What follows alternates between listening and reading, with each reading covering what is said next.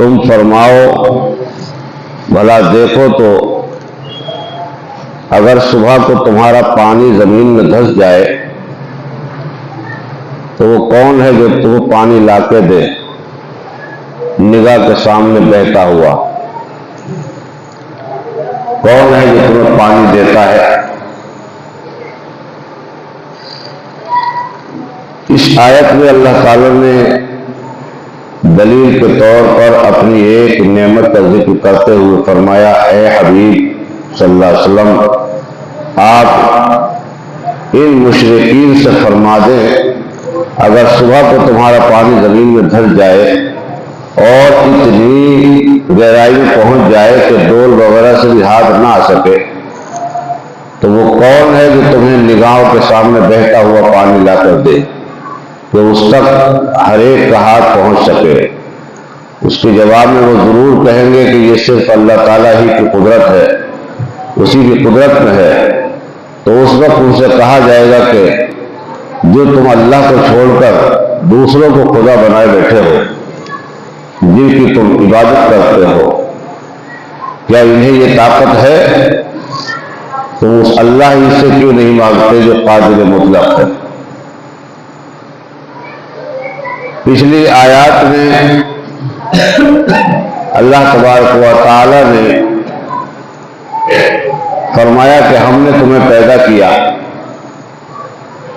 تو ہم نے تمہاری تخلیق فرمائی، تو اپنی پیدائش پر غور کر لو کہ کوئی ہے ایسا بنانے والا۔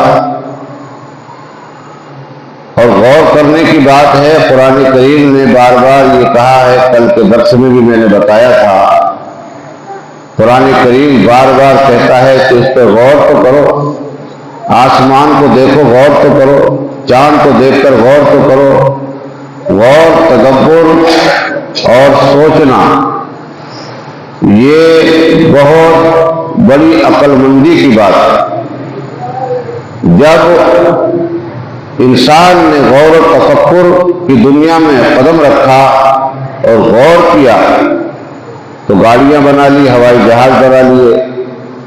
غور کیا انسان نے، طرح طرح کی مشینیں بنا لی، طرح طرح کے موبائل بنا لیے، کیا کیا بنا لیا، آپ سب دیکھ رہے ہیں آج کے دور میں۔ قرآن کریم تو بار بار کہتا ہے کہ غور کرو، تدبر کرو قرآن میں۔ قرآن میں جب غور کرو گے تو تمہیں بہت کچھ ہیرے جواہرات اور قیمتی چیزیں ملیں گی جو تمہاری زندگی کو بدل دے۔ اب یہاں اللہ تبارک و تعالیٰ نے پانی کی ایک نعمت کا ذکر فرمایا کہ یہ اللہ کے سوا کون ہے جو تمہیں دیتا ہے۔ اس دنیا کو اللہ تبارک و تعالیٰ نے پیدا کیا، زمین بنائی، آسمان بنایا۔ سب سے پہلے اللہ تعالیٰ نے سمندر کو پیدا کیا، پھر سمندر سے ہی تمام آسمان اور پوری زمین پیدا فرمائی، پھر زمین پر جنت کی نہر آب سے 5 دریا جاری فرمائے۔ ہندوستان کے پوربی کنارے پر دریائے سیہون، بلخ کے علاقے میں دریائے جیحون، مصر میں دریائے نیل، عراق میں نہر فرات، دریائے دجلہ۔ یہ دریا کوہ قاف کے غیبی چشموں سے جاری نمودار ہے اور تا قیامت جاری رہیں گے۔ یہ پانی کے چشمے کس نے جاری فرمائے؟ یہ اللہ تبارک و تعالیٰ نے جاری فرمائے ہیں، اور اس نے بہت سی چیزیں، وہ انمول نعمتیں عطا فرمائی ہیں کہ اگر وہ چھین لے تو انسان کی موت واقع ہو جائے، اور انسان اس نعمت کو کبھی نہیں جا سکتا جو خدا پاک جل جلالہ عما نوالہ نے عطا فرمائی۔ 10 بڑی قیمتی چیزیں ہیں جو جبریل علیہ السلام اپنے پروں پہ لے کے آئے دنیا کے اندر۔ ان 10 چیزوں میں 5 تو یہ دریا ہے، اور یہ یاجوج ماجوج کے نکلنے سے پہلے 10 چیزیں پھر جبریل علیہ السلام اٹھا کر انہیں جنت میں لے جائیں گے، جنت میں واپس پہنچا دیں گے۔ انہیں روح الامین جبریل علیہ السلام اپنے پروں پر لے کر آئے تھے، اور قرب قیامت میں یاجوج ماجوج کے نکلنے سے پہلے ہی پھر جبریل علیہ السلام نے اٹھا کے لے جائے اور واپس جنت میں پہنچا دیں گے۔ ان 10 چیزوں میں 5 تو یہ دریا ہیں، چھٹے قرآن مجید کے الفاظ اور حروف ہے، اور 7 میں تمام دینی علوم، دین کے جتنے بھی علوم ہیں، علوم شریعت ہوں، اصول فقہ ہو یا اصول تفسیر ہو، تفسیر کی کتابیں، یہ جتنا علم کتابوں میں بھرا ہوا ہے دین کے تعلق سے، یہ سارا علم ہمارے ذہنوں اور عقلوں سے نکل جائے گا، اور جبریل علیہ السلام یہ سب اٹھا کے لے جائے گا، دل دماغ سے یہ سب مٹا دیا جائے گا۔ 8واں حجر اسود، 9واں مقام ابراہیم اور 10واں جبل احد، انہی دریائی سمندری پانیوں کو، جو 5 دریا کا ذکر کیا، پانیوں کو لوٹ پھیر ہوتا رہتا ہے، یہ دریا، یہ پانی دنیا میں آ رہا ہے، یہ انہی 5 دریاؤں سے لوٹ پھیر ہوتا رہتا ہے۔ زمین پر حرارتی گیس گرمیوں سے بخارات بن کر اوپر کو فضاؤں کے بادلوں میں بارش بن جاتا ہے، اس کو آکسیجن بھی کہتے ہیں سائنسدان، ہائیڈروجن بھی کہتے ہیں سائنسدان۔ ان دونوں گیسوں سے مل کر بخارات بنتے ہیں، اور وہ سب پانی میں تبدیل ہو جاتے ہیں۔ ہر قسم کا مفید کارآمد پانی، میٹھا پانی، کڑوا پانی، کھاری پانی، ٹھنڈا پانی، گرم پانی، رنگ برنگے ضرورت کے مطابق الگ الگ مقام پر پانی کو ٹھہرایا جاتا ہے، پہاڑوں میں برف جما کر، کوہساروں میں چشمے چلا کر، میدانوں میں کنویں بنا کر، برساتی نالے بچھا کر پوری زمین پر جاری و ساری۔ یہ طریقہ قدرت، رحمانی، حکمت ربانی اور دولت انسانی ہے۔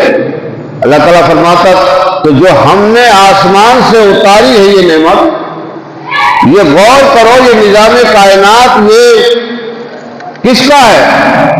یہ جو پانی کا سسٹم ہے، اور یہ طرح طرح کے پانی، رنگ برنگے پانی اور الگ الگ ذائقے کے پانی اور الگ الگ تاثیر رکھنے والے پانی جو ہم نے دیے ہیں، یہ کس کا نظام ہے؟ کون ہے؟ تو ایمان لاؤ، وہ ایک ہی خالق و مالک ہے، ایک ہی اللہ تعالی جل جلالہ و عظم جلالہ ہے، وہ مالک حقیقی ہے جس نے تمہیں دنیا میں بھیجا اور تمہارے لیے یہ پانی کی نعمت عطا فرمائی۔ اس نے تمہارے لیے زمین کا بچھونا بچھایا ہے، اور زمین ایک طرح کی نہیں ہے، مختلف قسم کی زمینیں ہیں، اور یہ زمین پھیلا دی گئی ہے۔ کہیں تو گیہوں بہت ہوتا ہے، کہیں چاول بہت ہوتا ہے، کہیں پھل بہت ہوتے ہیں، کہیں اخروٹ کاجو ہوتے ہیں، پستے ہوتے ہیں، بادام ہوتے ہیں۔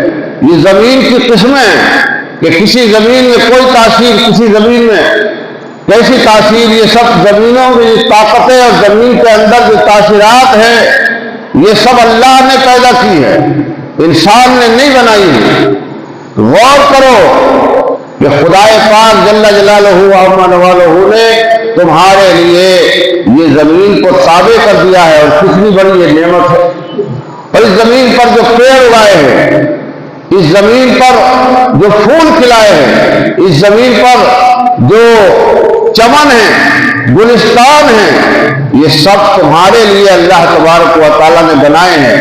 تم تو زمین میں ایک بیج دفن کر دیتے ہو، اور وہ بیج بھی اللہ ہی کا اگایا ہوا ہوتا ہے، تمہارا اپنا بنایا ہوا نہیں ہوتا۔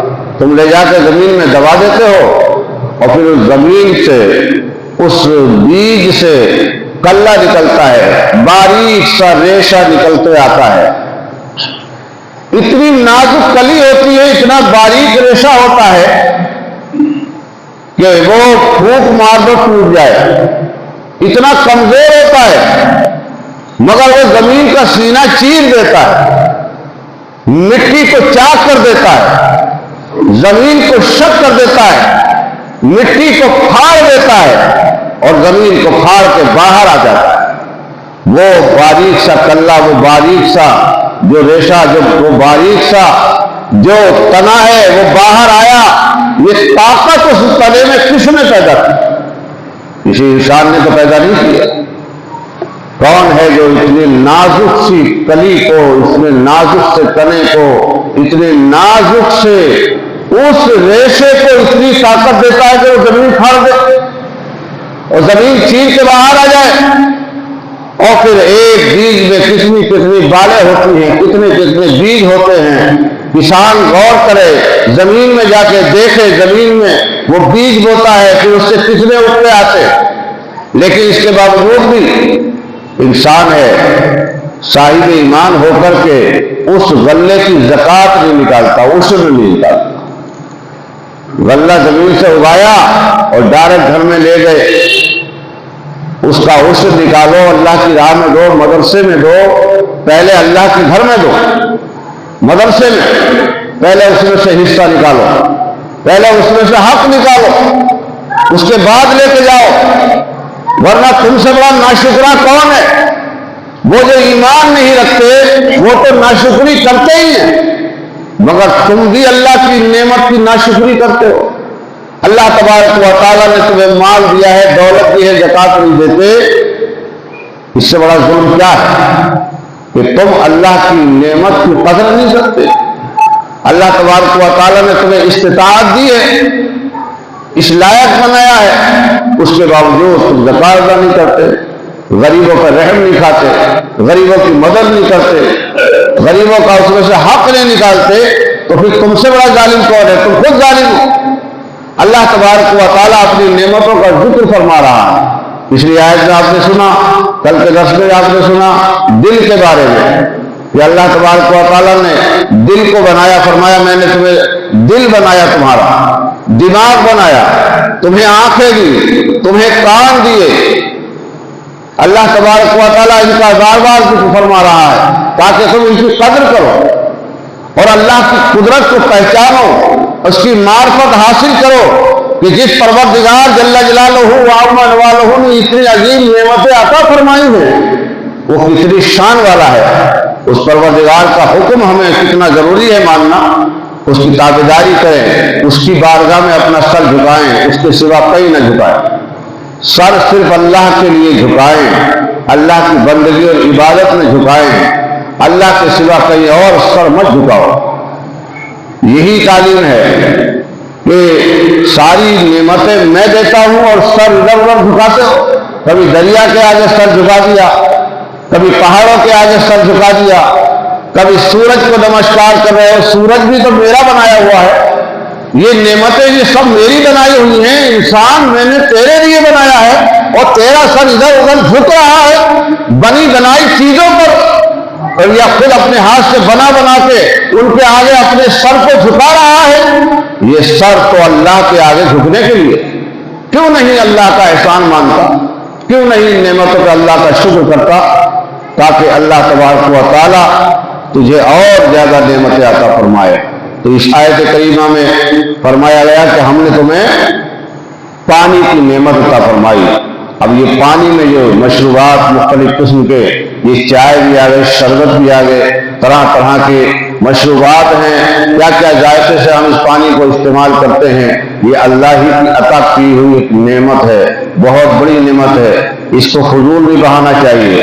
بہت سے لوگ پانی بہاتے ہیں، فالتو پانی بہاتے ہیں، وضو کرتے ہیں تو فالتو پانی بہا دیتے ہیں، غسل کرتے ہیں تو فالتو پانی بہاتے ہیں، اتنا پانی بہاتے ہیں، اسراف کرتے ہیں، فضول خرچی کرتے ہیں۔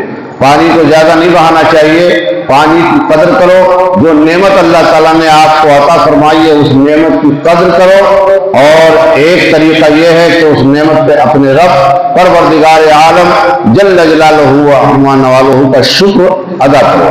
اللہ تعالی ہمیں حسن عمل کی توفیق عطا